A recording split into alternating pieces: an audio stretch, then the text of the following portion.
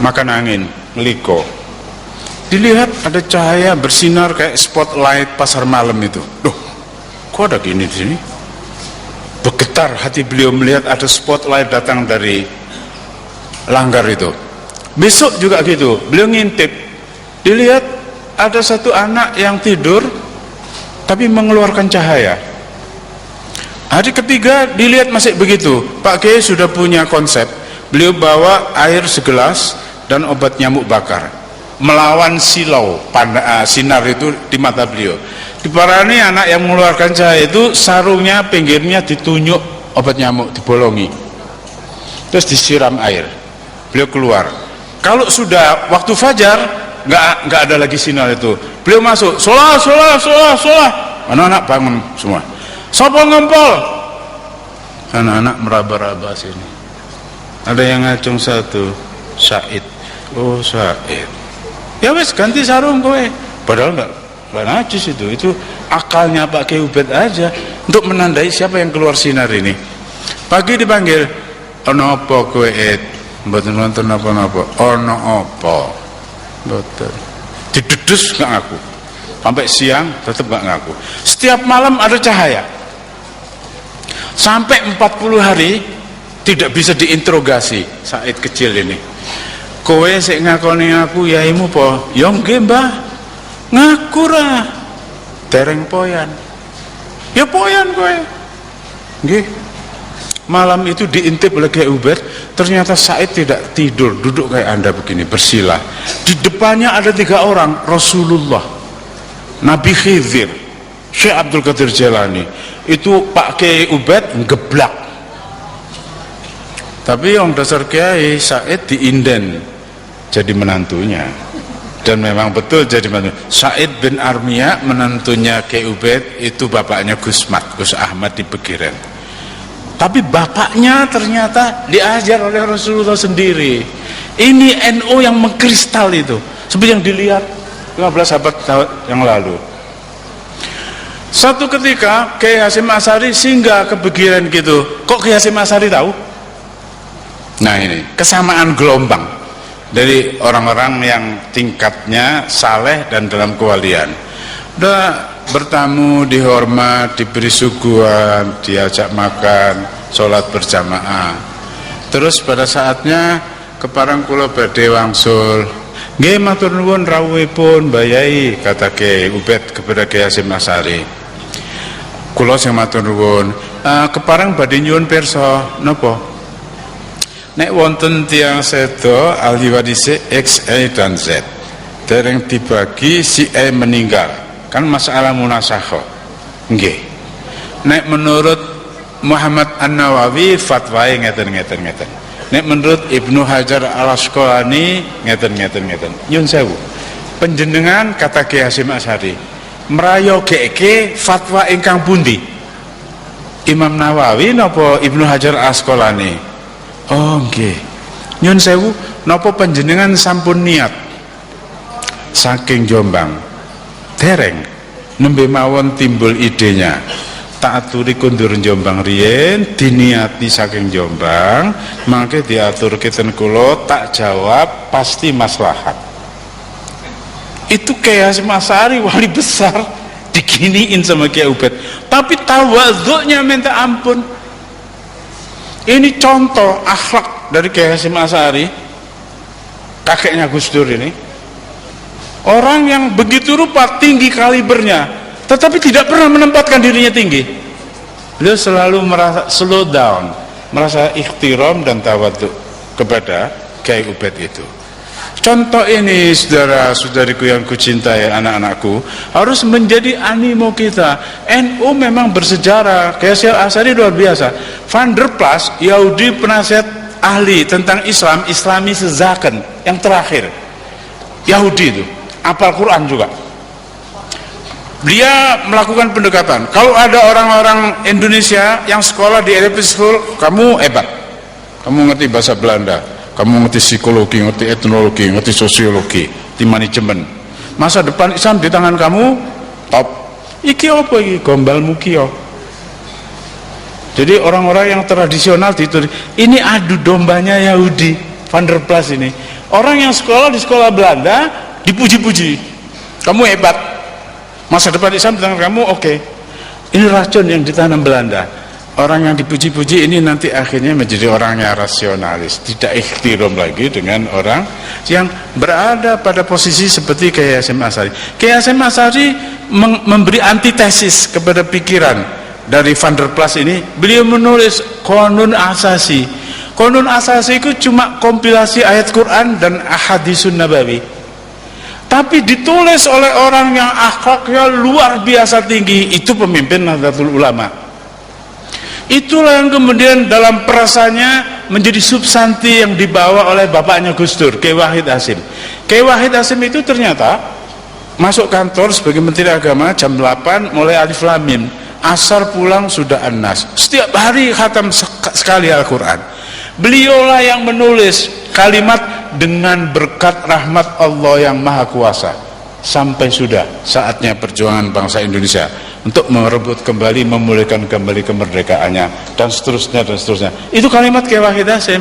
Bung Karno nggak tahu, Bung Hatta nggak tahu, apalagi Mr. Maramis, Profesor Karim Muzakir juga nggak tahu, Ki Bagus Hadikusumo juga nggak tahu, Mr. Sunarto apalagi.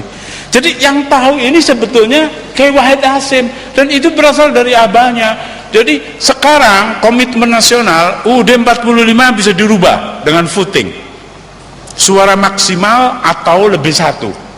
Bab dan pasal UUD 45 menurut keputusan di MPR bisa dirubah. Tapi mukadimah nggak bisa diotak-atik. Jangankan mukadimah, satu kalimat diotak-atik, ambruk Republik Indonesia ini. Jangankan satu kalimat, satu kata, jangankan satu kata, satu huruf cuel, ambruk Republik Indonesia. Ini luar biasa saktinya mukadimah UUD 45. Tidak ada konstitusi di seluruh dunia yang setara dengan ini. Declaration of Independence di Amerika, Woodrow Wilson dan George Washington dan juga Abraham Lincoln, nggak sampai segitu. Jadi ini pekerjaan wali besar yang dipandang oleh Rasulullah 15 abad yang lalu, yang dipandang oleh Syekh Abdul Qadir Jailani. Tetapi dengan Kiai Ubed masih begitu hormat. Aku rindu saudara-saudariku yang kucintai dengan akhlak Nahdlatul Ulama yang seperti ini. Jenderal Abdul Haris Nasution menulis buku memoir, judulnya Catatan dari Pandanaran. Beliau tulis, kami dalam kurung TNI Angkatan Darat, kami tidak bisa membayangkan lagi nasib negara proklamasi ini jika tidak sejak masa proklamasi sampai penyerahan kedaulatan RI di Den Haag, kerjaan kami keluar masuk pintu rumah kiai-kiai sepanjang utara pantai Jawa. Beliau yang mendoakan, beliau yang nasihati, beliau yang nolong, beliau yang kasih logistik. Jadi Abdul Haris Nasution itu ngerti banget posisi ulama, dan kulluhum Nahdlatul Ulama. Sampai satu ketika perjalanan beliau-beliau itu dengan kiai-kiai, satu ketika datang ke rumah Kiai Subhi di Parakan Temanggung. Pak Kiai nyun pandungo, Pak Kiai wonten napa Pak tentara, kata Kiai Subhi. Niki Belanda saking kali banteng badhe ngebom Meguwo ten Yojo. Nyun pendonga panjenengan kersane mboten siyos. Oh nggih. Allahumma bihaqqi Sayyidina Muhammadin, kata Pak Kiai Subhi. Berarti beliau selalu merasa dipandang oleh Rasulullah. Maaf saya meloncat cerita. Ada orang datang kepada saya, orang yang biasa membantu saya nyetir mobil saya. Dia mengadu bla bla bla bla. Kowe golek wong sing paling sepuh nang gone Kang Mumu. Ono ora? Wonten. Maturo dhek. Jadi kalau saya kasih nasihat barangkali kurang antep, saya suruh dia pergi ke orang tua. Begitu ketemu seorang di Wali Kukun, namanya kampungnya Gedung Gudel, namanya Mbah Maksum. Mbah Maksum itu didatangi, bener iku sing dikongkon karo bosmu. Ikuti aja. Saya penasaran kok belum tahu bisa ngomong gitu. Saya paranin, ternyata seorang usia 92, sekarang 96. Orang usia 92 masih nyangkul, makanya dari keringitnya sendiri. Itu tipikal orang NU. Jadi beliau itu pikir kepalanya gini sudah rusak, lehernya barangkali rusak. Tapi ketika saya duduk di sebelah kanan beliau, Mbah bareng matengane, nggih, loh, kepalanya normal. Rupanya Mbah Maksum ini selalu merasa di depan beliau ada Rasulullah. Setiap hari membaca sallallahu alaihi Muhammad 1000 untuk dunia dia, 1000 untuk barzah dia, 1000 untuk akhirat dia, 1 untuk gandeng tiga sesuk. Jadi setiap hari dia baca 3001 sallallahu alaihi Muhammad, sallallahu alaihi Muhammad, sallallahu alaihi Muhammad. Saya sejak mendengar itu tak tiru, tapi memang rasanya lain. Makanya tadi Anda saya ajak yang simpel dan gampang. Rasulullah nadiri, sing temen teko ati. Rasulullah syahidi, Rasulullah ma'i. NU harus sering memberi inner suggestion, mensugesti diri sendiri seperti itu. Saya orang sembrono. Ahli sunnah wal jamaah itu artinya merasa Rasulullah berada di depan kita, walaupun beliau sudah 15 abad yang lalu lewat. Insyaallah hikmah dari kita berkumpul malam ini untuk haul Syekh Abdul Qadir Jailani, supaya kita bisa merasakan Syekh Abdul Qadir Jailani itu hidup. Barangkali akan saya ceritakan supaya gampang. Ada cucu Syekh Abdul Qadir Jailani yang ke-17, guruku, namanya Syekh Muhammad Nazim. Beliau PhD on chemistry dari Istanbul University. Beliau wafat bulan Sya'ban yang lalu. Saya ketemu beliau tahun 98 ke London, karena dari anak-anak UI yang main komputer akhirnya saya mendapat tahu, loh ini ada seorang Arab yang istimewa berada di Turki, tapi menantunya berada di Amerika, Syekh Hisham yang sering datang ke sini, menundukkan orang Amerika dengan modal dengkul aja dan hati yang kuat. Saya datang. Waktu itu Ramadan menjelang Tarweh. Kami sudah berkumpul di satu masjid namanya Sacklewell Road di London, di East of London. Kami kumpul semua, lalu ada mobil yang kira-kira di luar itu merapat. Orang semua tahu kalau itu mobil Syekh Nadim. Saya bilang dengan teman Inggris saya, Giles Davidson, let's come approaching Maulana. Ayo nyedek Maulana. No. Ini Giles Davidson ini baru 3 tahun syahadat, tapi adabnya, hatinya merasa berhadapan terus itu. No need to attract Maulana. He knew all about us. Keep stay with me. Saya sebenarnya tertampar, malu juga, tapi okay then, thank you, saya bilang gitu. Begitu Syekh Nadim digiring ke mihrab masjid, kira-kira di kamera ini, beliau nengok ke sebelah kiri ke arah saya. Apa kabar Profesor? Ngomong bahasa Indonesia. Loh, kok tahu bahasa Indonesia? Kok tahu kalau aku dosen? Beliau tanya, apa kabar Profesor? Saya bilang, fine, thank you Maulana. You are right Malik. Giles Davidson ini namanya Abdul Malik. Kamu benar Malik, kamu benar Giles Davidson. Jadi pembicaraan kami berdua tadi di sana, berapa itu kira-kira 60-70 meter itu, kedengaran. Bagaimana Rasulullah,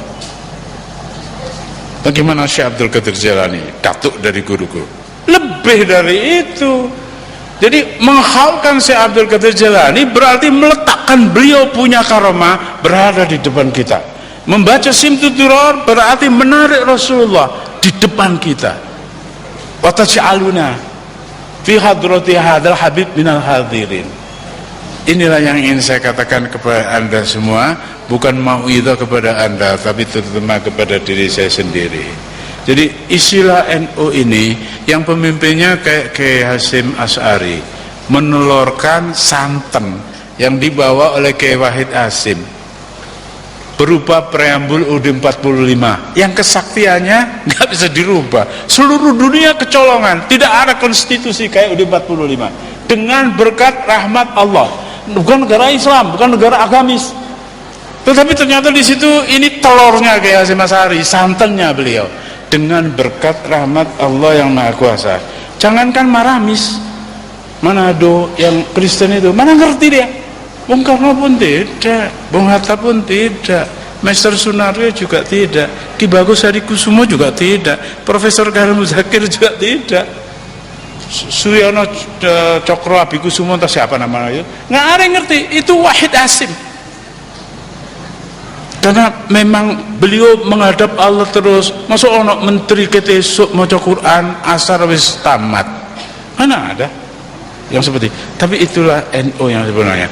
Mudah-mudahan rahmat Allah, berkah Rasulullah, berkah Syekh Abdul Qadir Jailani, berkah Kiai Hasyim Asy'ari, berkah Sunan Kalijogo, berkah dari Raden Fata, berkah dari Pangeran Tenggrono, dan semua aulia yang ada di sini limpah kepada Anda semua. Anda tidak akan dibiarkan oleh Allah dengan bersungguh datang melampaui hujan untuk menghalkan Syekh Abdul Qadir Jailani, kecuali diberi anugerah oleh Allah. Barang siapa mendekat pada aku sejengkal, tak song-song sehasta. Kalau datang kepada aku dengan gontai, aku yang datang kepada dia dengan sigap. Saya mohon maaf, saya cuma bisa cerita-cerita aja supaya Anda berpikir sendiri. Jangankan Allah, jangankan Rasulullah, jangankan seperti Mbah Maksum di Kedung Gudel, Wali Kukun Ngawi. Jangankan sampai ke Rasulullah, orang yang kayak begitu aja demikian martabatnya. Jadi ketika saya Subuhi didatangi oleh Pak Nas dan Pak Yani, lah niko pun kepireng suarane, ada bomber dari Belanda, wung wung wung wung, monggo medal. Kata Kiai Subuhi, Allahumma bihaqi Muhammadin, stop. Ini kan kayak orang gak normal ini. Demi Nabi Muhammad, stop. Itu pesawat bomber Belanda kayak nabrak Grand Canyon, hancur lebur di situ. Ini matanya Ahmad Yani, matanya Pak Nas melihat sendiri. Bagaimana beliau tidak yakin? Dan buku catatan dari Pandanaran itu sekarang tidak bisa dijumpai lagi di pasaran. Sudah ada yang nebas dan dimusnahkan. Karena kalau itu terbaca oleh banyak orang, orang-orang kayak Anda, orang Nahdlatul Ulama ini akan besar hatinya. Jumlah kita yang banyak hanya akan dipakai untuk menjadi voters dalam pemilihan. Tetapi hal-hal yang sebenarnya kalau tidak kita sendiri, kalau tidak Anda sendiri yang menghidupkan sebagai ruhaniyah untuk berhadapan terus dengan Allah, untuk berhadapan dengan Rasulullah, dengan aulia, insya Allah dengan begitu Nahdlatul Ulama akan survive, akan menjadi everlast. Insya Allah yang saya katakan ini adalah keyakinan. Mudah-mudahan kalau benar Allah sendiri yang akan memudahkan untuk kita. Kalau salah, mudah-mudahan saya diampuni oleh Allah beserta Anda semua.